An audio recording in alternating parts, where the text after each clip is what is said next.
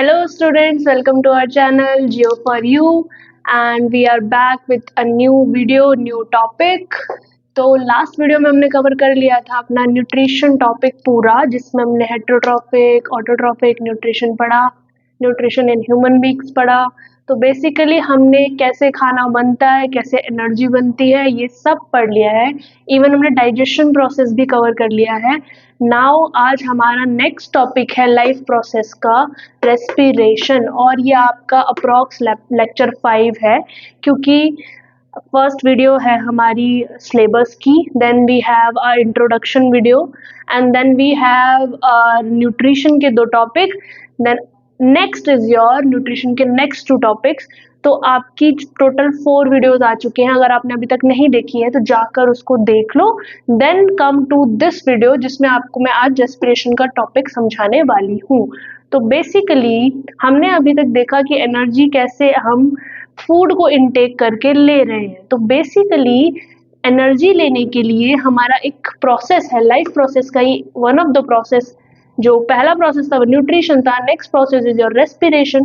Respiration क्या है? Process of breakdown of glucose into CO2 and H2 carbon dioxide and water to release energy.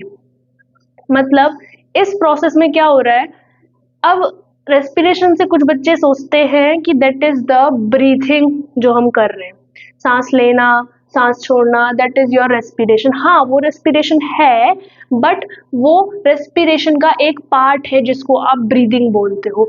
Intake of air और exhale of air, that is your breathing. Breathing आता है respiration के अंदर ही, but main thing होती है respiration में कि respiration में आपका जो ग्लूकोज है वो ब्रेक डाउन होता है CO2 और H2O में एनर्जी रिलीज करने के लिए, और इसमें आपका O2 यूज हो भी सकता है और नो O2 यूज्ड। मतलब इट डिपेंड्स कि ऑक्सीजन यूज होगा कि नहीं होगा, क्योंकि रेस्पिरेशन आपकी 2 तरह की होती है। दैट एक होती है आपकी एनारोबिक रेस्पिरेशन, एक होती है एरोबिक रेस्पिरेशन। एनारोबिक रेस्पिरेशन में आप ऑक्सीजन का यूज नहीं करते हो। बेसिकली ये बिना ऑक्सीजन की प्रेजेंस में हो जाती है। जब आपकी ऑक्सीजन नहीं भी है तो भी ये प्रोसेस हो जाता है।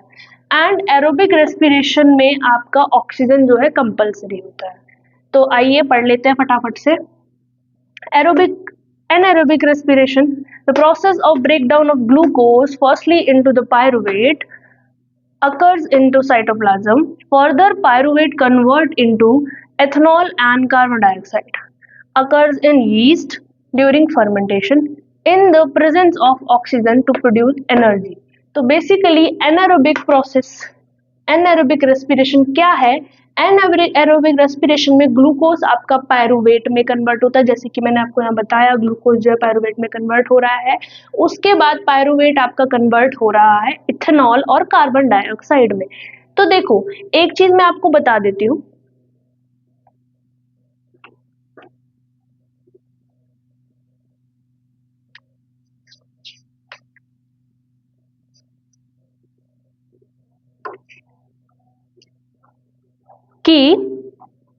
कि आपका जो ग्लूकोज का पायरुवेट में कन्वर्जन है ये आपका दोनों ही रेस्पिरेशन में होता है। कॉमन प्रोसेस है एरोबिक के लिए भी और एनारोबिक के लिए भी, कि आपका जो ग्लूकोज है वो पायरुवेट में कन्वर्ट होगा ही होगा। और ये प्रोसेस कहाँ पे हो रहा है? सेल के साइटोप्लाज्म में। कहाँ पे हो रहा है? सेल के साइटोप्लाज्म में। अब जो ग्लूकोज है वो आपका 6 कार्बन मॉलिक्यूल होता है। कौन कितने कार्बन मॉलिक्यूल है? 6 कार्बन मॉलिक्यूल। ये ब्रेक डाउन हो जाता है पायरुवेट में जो कि 3 कार्बन मॉलिक्यूल है। ठीक है, अब जब पायरुवेट में कन्वर्ट हो गया देन कहानी बदल जाती है। देन कहानी कैसे बदलती है कि जो एनारोबिक रेस्पिरेशन है उसमें पायरुवेट जब कन्वर्ट होता है तो वो इथेनॉल और कार्बन डाइऑक्साइड में कन्वर्ट होता है। देखो, absence of oxygen, ethanol, carbon dioxide और एनर्जी। ठीक है, लेकिन जब एरोबिक रेस्पिरेशन में पायरुवेट टूटता है तो वो आपका ये रहा presence of oxygen, carbon dioxide and water और एनर्जी में कन्वर्ट होता है। तो डिफरेंस क्या है? जो ये आपका विदाउट ऑक्सीजन वाला प्रोसेस है ये हो रहा है आपका यीस्ट में, जहां पे फर्मेंटेशन जब होती है तब आपका ऑक्सीजन नहीं होता, स्टिल जो बॉडी है वो एनर्जी रिलीज करती है पायरुवेट को तोड़ के, तो आपका यहाँ पे इथेनॉल, कार्बन डाइऑक्साइड और एनर्जी रिलीज होता है। लेकिन जब ऑक्सीजन प्रेजेंट है तो उस प्रोसेस को बोलते हैं एरोबिक प्रोसेस या aerobic respiration, breakdown of glucose into pyruvate and further into carbon dioxide and water by using oxygen produce energy. ये होता है आपका माइटोकॉन्ड्रिया में। माइटोकॉन्ड्रिया कहाँ है? सेल के अंदर एक सेल ऑर्गेनल है माइटोकॉन्ड्रिया का। एक पिन पॉइंट है, एक इंपॉर्टेंट पॉइंट है कि जो एनर्जी रिलीज होती है एरोबिक रेस्पिरेशन में, एरोबिक प्रोसेस, एरोबिक रेस्पिरेशन में, वो बहुत lot more greater than in the aerobic, या sorry guys, sorry I am here, गलत लिख दिया थोड़ा सा, यहाँ पे आएगा एनएरोबिक रेस्पिरेशन, है ना। तो एनर्जी जो आपकी एरोबिक रेस्पिरेशन में रिलीज हो रही है वो काफी ज्यादा है एरोबिक रेस्पिरेशन में निकलने वाली एनर्जी से, तो इसीलिए हम प्रेफर करते हैं एरोबिक रेस्पिरेशन को। अब जो एनर्जी आपकी रिलीज हो गई है वो एनर्जी फर्दर आपका एटीपी सिंथेसाइज करती है, ताकि एटीपी बाकी के जो एंडोथर्मिक प्रोसेसेस हैं उसमें वो ब्रेक डाउन करके एनर्जी दे सके।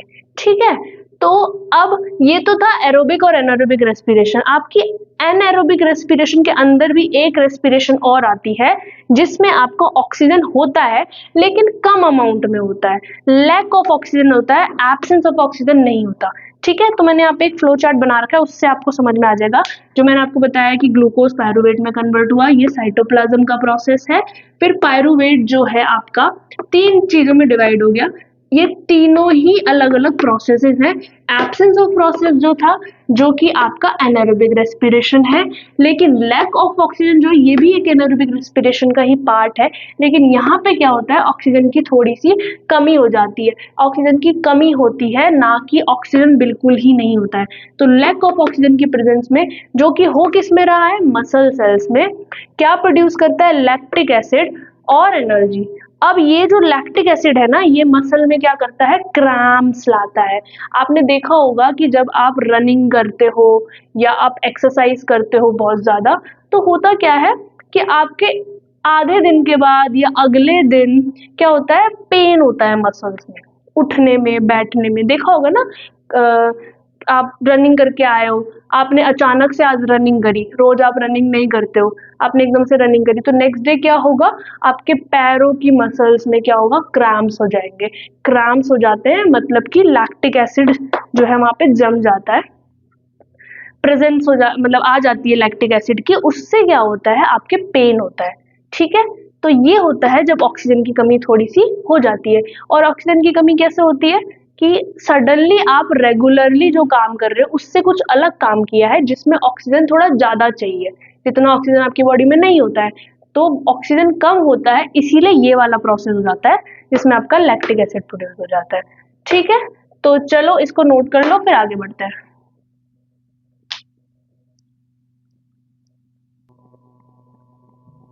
हमने कवर कर लिया कि रेस्पिरेशन प्रोसेस क्या होता है। ठीक है, रेस्पिरेशन क्या था कि हमने ब्रेक डाउन किया ग्लूकोज का कार्बन डाइऑक्साइड, वाटर और एनर्जी में। 3 प्रोसेस देख लिए। कौन कौन से 3 प्रोसेस थे, ऑक्सीजन की प्रेजेंस में, ऑक्सीजन की कमी में, और ऑक्सीजन है ही नहीं। ठीक है, ये 3 प्रोसेस हमने कवर कर दिए। अब हम पढ़ते हैं कि रेस्पिरेशन अलग अलग ऑर्गेनिजम्स में कैसे हो रहा है, क्योंकि हर ऑर्गेनिज्म का बॉडी स्ट्रक्चर अलग होता है, तो प्रोसेस भी अलग ही होगा, है ना। तो सबसे पहले तो ब्रीदिंग को डिफाइन कर दिया है। Breathing is the process of inhalation and exhalation of air. Basically inhalation क्या होता है, एयर का इनटेक करना, एक्सहेलेशन क्या होता है, एयर को बाहर निकालना। तो इस प्रोसेस को, इस ओवरऑल प्रोसेस को बोलते हैं ब्रीदिंग, जो कि आपका रेस्पिरेशन के अंदर ही आता है। ठीक है, अब सबसे इंपॉर्टेंट चीज कि हम सबसे पहले जानेंगे कि रेस्पिरेशन प्लांट्स में कैसे होता है। उससे भी पहले मैं आपको ये बता दूं कि अब हम बात करने वाले हैं उस प्रोसेस की जिसमें ऑक्सीजन का यूज हो रहा है। बेसिकली हम एरोबिक रेस्पिरेशन के बारे में मेनली बात करेंगे। तो एरोबिक रेस्पिरेशन है मतलब हमें ऑक्सीजन का इंटेक करना है। तो जो एरोबिक ऑर्गेनिजम्स होते हैं जो ये प्रोसेस करते हैं, वो इस बात का खासकर ध्यान रखते हैं कि ऑक्सीजन का इंटेक जो हो वो प्रॉपर हो, सफिशिएंट अमाउंट में हो। तो सबसे पहले हम समझ लेते हैं कि ये प्रोसेस रेस्पिरेशन प्लांट्स में कैसे हो रहा है। तो प्लांट्स के पास, प्लांट्स के लीफ पे एक सब्सटेंस होता है, सब्सटेंस में एक स्ट्रक्चर होता है जिसको आप बोलते हो स्टोमाटा, स्मॉल ओपनिंग जिसे बोलते हो। वो क्या करवाती है, प्लांट का गैसियस एक्सचेंज कराती है। पढ़ लेते हैं। Plant exchange gases through stomata. Stomata के थ्रू प्लांट क्या करता है, गैसियस एक्सचेंज करता है। CO2 बाहर निकालना, ऑक्सीजन अंदर लेना, ऑक्सीजन बाहर निकालना, CO2 अंदर लेना, डिपेंड करता है। ठीक है। Exchange of gases occurs by process of diffusion. एक डिफ्यूजन का प्रोसेस है, वो प्रोसेस के थ्रू एक्सचेंज ऑफ गैसेस होता है। Diffusion, what is diffusion? Diffusion होता है मूवमेंट ऑफ मॉलिक्यूल्स और मूवमेंट ऑफ गैसियस मॉलिक्यूल, आप कुछ भी बोल सकते हो। CO2 और O2 का मूवमेंट हो रहा है, दैट इज योर डिफ्यूजन। उस प्रोसेस से आपका एक्सचेंज ऑफ गैसेस होता है। Direction of diffusion is depends upon environmental conditions and requirement of plant. Plant की क्या रिक्वायरमेंट है, उसका कैसा एनवायरमेंटल कंडीशन है, यही डिपेंड करता है कि डिफ्यूजन का डायरेक्शन कैसा होगा।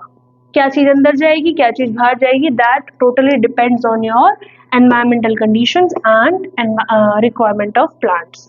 अब हमने बता दिया है कि जो नाइट के समय में होता क्या है।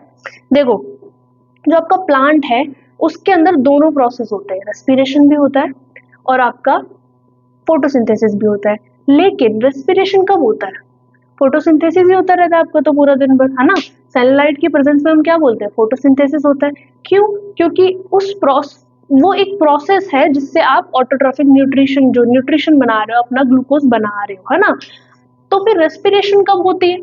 रेस्पिरेशन होती है आपकी रात के समय में। आपको पता है फोटोसिंथेसिस में क्या होता है, CO2 को यूज करके हम ग्लूकोज बनाते हैं। CO2 और वाटर को यूज करके क्या बनाते हैं, ग्लूकोज बनाते हैं, और साथ में ऑक्सीजन का क्या करते हैं, रिलीज करते हैं। तो ये प्रोसेस हो रहा है डे टाइम पे।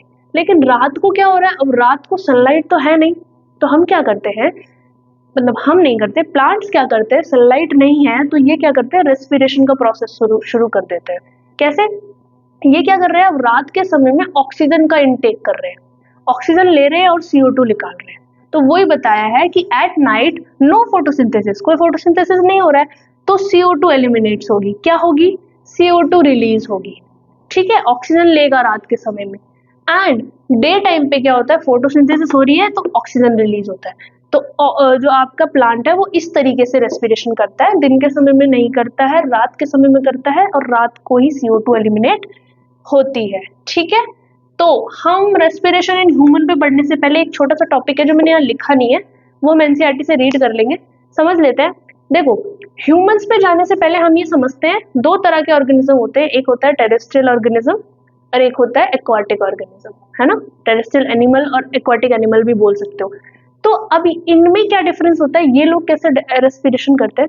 आपको पता है कि आपकी बॉडी में डिफरेंट ऑर्गन्स हैं, तो एक ऑर्गन आपकी बॉडी में रेस्पिरेशन के लिए भी दिया गया है। ऐसे ही टेरेस्ट्रियल और एक्वाटिक प्लांट्स की बॉडी में भी एक एक ऑर्गन दिया है जो कि आपका रेस्पिरेशन करेगा। तो डिफरेंट ऑर्गेनिज्म के लिए डिफरेंट ऑर्गन, है ना। तो वैसे ही जो टेरेस्ट्रियल ऑर्गेनिजम्स होते हैं वो आपका O2 इनटेक कैसे करते हैं, एटमॉस्फेयर से ऑक्सीजन लेके। लेकिन जो एक्वाटिक एनिमल्स है या एक्वाटिक स्पीशीज है, ऑर्गेनिज्म है, वो कहाँ से ऑक्सीजन ले रहे हैं, वो एटमॉस्फेयर से तो नहीं ले सकते, वो तो पानी के अंदर है ना। तो वो आपकी डिसॉल्व ऑक्सीजन लेते हैं जो कि पानी में डिसॉल्व होती है। आपके पानी में कुछ ऑक्सीजन डिसॉल्व होती है, उसको वो इनटेक करते हैं। ठीक है। अगर हम कंपैरिजन करें तो एटमॉस्फेयर में ज्यादा ऑक्सीजन होती है एज कंपेयर टू आपके वाटर में। हाँ, तो अभी रीड कर लेते हैं एक बार। देखो, मैं आपकी NCERT ले आई हूँ, इसमें लिखा है Animals have evolved different organs for uptake of oxygen for environment and for getting rid of carbon dioxide. Animal के पास अलग अलग ऑर्गन्स है, मैंने आपको बताया किस लिए, ऑक्सीजन का अपटेक करने के लिए एनवायरनमेंट से और CO2 को एलिमिनेट करने के लिए अपने अंदर से। ठीक है। तो terrestrial animal can breathe the oxygen in the atmosphere, but animal that live in water need to use oxygen dissolve in water. अभी बताया मैंने आपको। तो टेरेस्ट्रियल ऑर्गेनिजम्स है, टेरेस्ट्रियल एनिमल्स हैं, वो आपके एटमॉस्फेयर से ऑक्सीजन ले लेते हैं, लेकिन जो एक्वाटिक है उनको कौन सी ऑक्सीजन लेनी पड़ती है, जो कि पानी में डिजोल्व है। ठीक है, since amount of dissolve oxygen is fairly low, dissolve oxygen क्या होती है, कम होती है as compare to amount of oxygen present in your air और एटमॉस्फेयर। ओके, तो रेट ऑफ ब्रीदिंग जो होता है एक्वाटिक ऑर्गेनिज्म का होता है वो ज्यादा होता है as compare to terrestrial organism. क्यों? जल्दी जल्दी रेट ब्रीदिंग करेंगे तभी ज्यादा ऑक्सीजन इनटेक कर पाएंगे, है ना, ऑक्सीजन कम है, तो इसीलिए आपका टेरेस्ट्रियल ऑर्गेनिज्म से एक्वाटिक ऑर्गेनिज्म का जो रेट ऑफ ब्रीदिंग है या रेट ऑफ रेस्पिरेशन है, that process is quicker, fast होता है, तेज होता है। अब एक होमवर्क है आपके लिए, फटाफट से आप कमेंट सेक्शन में बता देना, वीडियो देख लेना पूरा, उसके बाद कमेंट में बता देना या अभी कमेंट में बता दो। आपको क्या बताना है कि जैसे हमारी बॉडी में लंग्स होते हैं, वैसे ही एक्वाटिक एनिमल्स में जो फिश होती है उनकी बॉडी में ऐसा कौन सा ऑर्गन होता है जो रेस्पिरेशन कराता है। ठीक है, तो ये आपको कमेंट सेक्शन में बताना है, प्लीज बताना, होमवर्क है आपका। ठीक है, मैं नहीं बता रही हूँ। तो ये हो गया आपका एक्वाटिक और टेरेस्ट्रियल ऑर्गेनिज्म का। होमवर्क भी दे दिया मैंने आपको। एक चीज और है, एक लाइन और पढ़ लेते हैं। Terrestrial organism use the oxygen in the atmosphere for respiration, है ना। This oxygen is absorb by different organ in different animal, मैंने बता दिया था, डिफरेंट ऑर्गन होते हैं डिफरेंट एनिमल्स में। All these organs have structure that increase the surface area which is in contact with oxygen rich atmosphere। of course surface area ज्यादा होगा जो कि कांटेक्ट में है एटमॉस्फेयर के, तो आपका ज्यादा ऑक्सीजन इनटेक होगा। ठीक है, exchange of oxygen and carbon dioxide to takes place across the surface, surface के थ्रू आपको टेक्स प्लेस होना पड़ता है ऑक्सीजन और कार्बन डाइऑक्साइड का एक्सचेंज। ठीक है, ठीक है, बस और कुछ नहीं है। अब आगे बढ़ते हैं हम ह्यूमंस पे। ठीक है, ये वाला पोर्शन जो है मैंने आपको एनसीईआरटी से कवर करा दिया है, डायरेक्ट एनसीईआरटी से पढ़ लिया हमने, टेरेस्ट्रियल एक्वाटिक वाला, एक होमवर्क भी दे दिया, वो आप कर लेना कमेंट सेक्शन पे। अब आ जाते हैं अपनी रेस्पिरेशन इन ह्यूमन पे। देखो ये सारा भी एनसीईआरटी ही है, बस वो थोड़ा सा छोटा पोर्शन था, उसको लिखवाने की इतनी जरूरत नहीं थी, आप अपने दिमाग में भी याद कर सकते हो या आप अपने नोट्स बनाते टाइम खुद भी लिख सकते हो, इसीलिए मैंने नहीं लिखा है। इसीलिए नहीं कि वो इम्पोर्टेंट नहीं है, इसलिए क्योंकि हम उसको एनसीईआरटी से कवर कर सकते थे इसीलिए। और इसका मतलब ये भी नहीं है कि ये कुछ अलग है, ये भी एनसीईआरटी से ही है, बट ये मैंने आपको दिखाने के लिए इसको ऐसे प्रॉपर लिख दिया है। ठीक है, तो सब एनसीईआरटी से है, कुछ भी आउट ऑफ द सिलेबस नहीं है। ठीक है, चलो आगे बढ़ते हैं। रेस्पिरेशन इन ह्यूमंस कैसे होता है? आपकी बॉडी में एक और ऑर्गन है, सबको पता है हमारी बॉडी में क्या होते हैं, लंग्स होते हैं, पर उससे पहले लंग्स तक एयर पहुंचने से पहले आपकी बॉडी में एयर बहुत जगह से ट्रेवल करके आती है। ठीक है, तो एयर जो है ट्रेवल कैसे करके आती है, वो प्रोसेस यहाँ से शुरू हो रहा है। देखो, air is taken into the body through nostrils. आपके जो नॉस्ट्रल्स है, यहाँ से एयर क्या होती है, इनटेक होता है बॉडी में, और air passing through the nostrils is filtered by fine hairs and mucus that line the passage। आपके nostrils के passage में कुछ फाइन हेयर्स होते हैं और म्यूकस होता है जो कि आपकी एयर को फिल्टर करता है, क्योंकि एयर में आपके डस्ट पार्टिकल्स भी होते हैं, सिर्फ ऑक्सीजन थोड़ी है, डस्ट पार्टिकल्स हैं, बहुत कुछ है। तो वो कैसे फिल्टर होता है, वो फिल्टर होता है आपका जो फाइन हेयर्स और म्यूकस है उनके थ्रू। Then air passes through the throat and into the lungs. अब एयर पास करा उसने, एयर कैसे पास करी, नॉस्ट्रल्स के थ्रू, पहले जो आपका नेजल एरिया था वहां से पास किया, देन पास होते होते वो थ्रोट तक गई, और थ्रोट के बाद वो डायरेक्ट कहाँ पास कर जाती है, लंग्स में। अब जब लंग्स में जाती है तो वो बायफरगेट, ऐसे डिवाइड हो जाती है। कैसे? Rings of cartilage present in the throat. आपकी थ्रोट में कार्टिलेज के रिंग्स भी प्रेजेंट है, जब एयर पास कर रही है तो रिंग्स प्रेजेंट है थ्रोट में। वो क्या करते हैं, एयर का कोलैप्स नहीं होने देते। क्या नहीं होने देते, एयर कोलैप्स ना हो, इसलिए आपके थ्रोट में क्या होती है, रिंग्स होती है। देन जब लंग्स में आपकी एयर पहुंचती है तो लंग्स जो है डिवाइड हो रखा होता है दो पार्ट्स में, तो डिवाइड हो गया, देन आगे भी जो ट्यूब्स हैं वो स्मॉलर ट्यूब्स में कन्वर्ट होती जाती है। With in the lungs the passage divided into smaller and smaller tubes which finally terminates in the balloon like structure called alveoli. ठीक है, स्मॉलर एंड स्मॉलर ट्यूब में से डिवाइड होती जाती है और उस ट्यूब में क्या है, एयर जो है पास करते करते कहाँ तक पहुंचती है, एंड ऑफ द आपकी ट्यूब का एंड, और वो एंड क्या है, एल्वियोलाई। क्या एंड है, एल्वियोलाई, जो कि एक बलून लाइक स्ट्रक्चर है। एल्वियोलाई पे क्या होती है, बहुत सारी ब्लड वेसल्स ऐसे कवर कर रखी होती है। अब ब्लड वेसल्स क्या करती है, एल्वियोलाई से ऑक्सीजन रिच एयर को खींच लेती है ब्लड में और फिर उस ब्लड को पूरा सर्कुलेट कर देती है बॉडी में। तो आप इसको फटाफट से नोट कर लो, फिर मैं आगे बढ़ाती हूँ, है ना।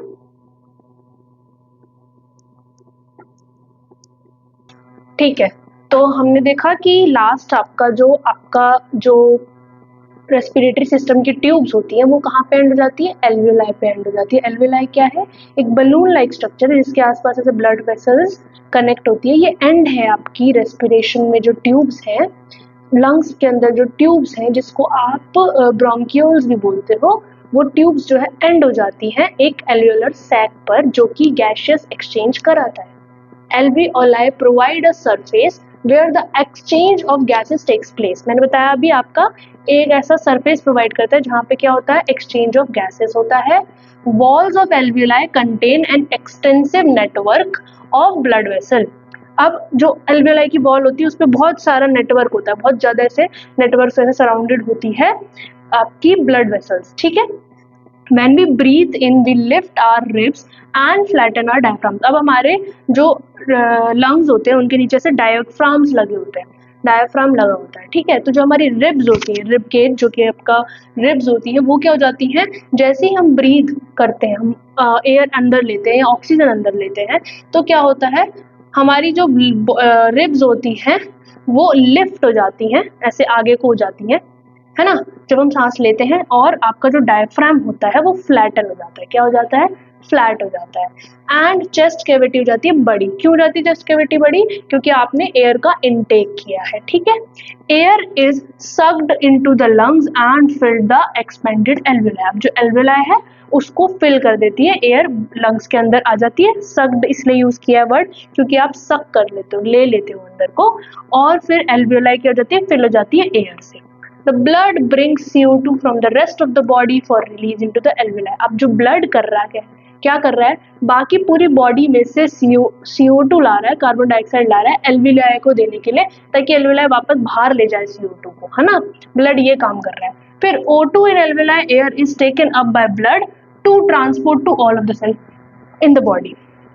अब O2 ने क्या किया, सॉरी हाँ, ऑक्सीजन क्या हुआ, ऑक्सीजन को लिया गया एल्वियोलाई सैक से, ब्लड ने ऑक्सीजन को लिया और बाकी बॉडी तक पहुंचा दिया। बेसिकली ब्लड ने क्या किया, एल्वियोलाई को दिया अपना CO2 और ऑक्सीजन ले लिया एल्वियोलाई से ताकि वो बाकी बॉडी तक पहुंचा सके। ठीक है, ड्यूरिंग ब्रीथिंग साइकिल के टाइम पे क्या होता है, when air is taken in and let out, lungs always contain a residual volume of air so that there is a sufficient time for O2 to be absorbed and for the CO2 to be released. मतलब ये जब cycle चल रही है तो lung के अंदर कुछ residual volume of air present होता है। ठीक है, मतलब जब ये प्रोसेस चल रहा होता है ब्रीदिंग का, तो लंग्स के अंदर क्या है, residual volume of air present है। क्यों प्रेजेंट है, ताकि कोई भी ब्रेकेज ना हो, बीच में कोई भी ऐसे रुकावट ना आए, आराम से सफिशिएंट टाइम मिले O2 को एब्जॉर्ब होने का और CO2 को रिलीज होने का। तो आपके लंग्स में इतनी एयर होती है प्रेजेंट। ठीक है, अब हमारे ह्यूमन बींग्स में रेस्पिरेटरी पिगमेंट होता है जिसको हम बोलते हैं हीमोग्लोबिन। इससे पहले मैं आपको बताना चाहूंगी कि रेस्पिरेटरी पिगमेंट क्यों जरूरी है। हमारा जो ऑक्सीजन होता है वो ब्लड में डिसॉल्व नहीं होता, या फिर हम कहें कि वो आपके वाटर में डिसॉल्व नहीं हो पाता है, अच्छी कैपेबिलिटी नहीं है as compare to CO2। CO2 dissolve हो जाता है, देखो मैंने यहाँ लिखा है CO2 is more soluble in water, है ना। तो हम क्या करते हैं, जो हमारा इतनी बड़ी बॉडी है, बॉडी सरफेस है, तो डिफ्यूजन प्रेशर अकेले पूरी बॉडी के सरफेस में ऑक्सीजन प्रोवाइड नहीं कर पाता है। तो हम क्या करते हैं, पिगमेंट यूज करते हैं एक। तो ह्यूमन में जो पिगमेंट होता है रेस्पिरेटरी पिगमेंट, उसे हीमोग्लोबिन बोलते हैं। हीमोग्लोबिन की एफिनिटी ऑक्सीजन की तरफ बहुत ज्यादा होती है, तो उसकी एफिनिटी होने की वजह से वो किससे अटैच हो जाता है, ऑक्सीजन से अटैच हो जाता है। फिर ऑक्सीजन से अटैच होकर वो पूरी बॉडी में उसको सप्लाई करता है ब्लड के साथ। अब ये हीमोग्लोबिन होता है आपके ब्लड में किस में होता है, आरबीसीज में, रेड ब्लड सेल्स या रेड ब्लड कॉर्पुकल्स, ठीक है, उसमें प्रेजेंट होता है पूरी बॉडी में, ये ऐसे आपका ऑक्सीजन प्रोवाइड करता है। लेकिन आपको CO2 जो होता है वो ट्रांसपोर्ट कैसे होता है, डिजोल्व फॉर्म में, क्योंकि उसकी सॉल्युबिलिटी वाटर में काफी अच्छी है एज कंपेयर टू ऑक्सीजन, ठीक है। तो आपका रेस्पिरेशन प्रोसेस यहाँ खत्म हो गया है, इसका स्क्रीनशॉट लेना है तो ले लो। तो रेस्पिरेशन मैंने आपका कवर करा दिया है, इससे पहले न्यूट्रिशन भी कवर करा दिया है। आज के लिए इतना ही। आपके पास कोई भी डाउट हो इस चैप्टर को इस टॉपिक को लेकर, क्योंकि चैप्टर तो अभी कंटिन्यू है, टॉपिक को लेकर, तो आप कमेंट सेक्शन में डाल देना। एक होमवर्क दिया था वो भी कमेंट सेक्शन में डाल देना। एंड अगर वीडियो अच्छी लगी हो तो उसको लाइक करो और अपने फ्रेंड्स के साथ शेयर करो। सब्सक्राइब नहीं किया है तो सब्सक्राइब कर लो, बेल आइकन प्रेस कर दो। एंड तो अब तक के लिए जितना भी था वो सब मैंने आपको करा दिया है। रेस्पिरेशन में और कुछ नहीं है। अगली क्लास में हम नेक्स्ट टॉपिक शुरू करेंगे, ट्रांसपोर्टेशन, ठीक है। तो तब तक के लिए मिलते हैं नेक्स्ट वीडियो में। And tata bye bye, thank you so much.